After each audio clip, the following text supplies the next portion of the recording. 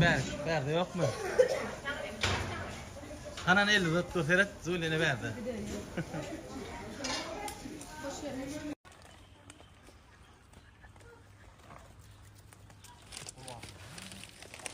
Vamul.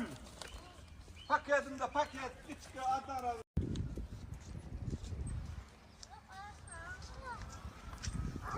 Yiyene yok mu?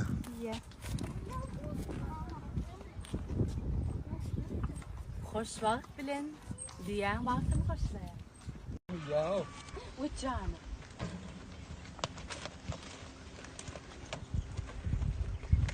Vay canım. Nerede çocuklar var İşle ya gelin mi? Kollü. Gelin ay. Hani sıkıştır böyle. Kaşıyor.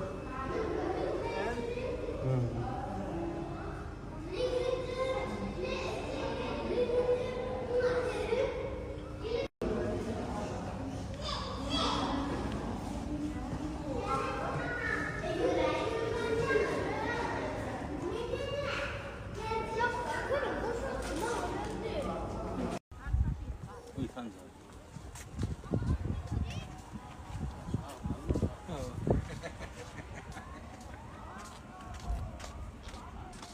Gel gel gel. Gel gel gel. Gel gel.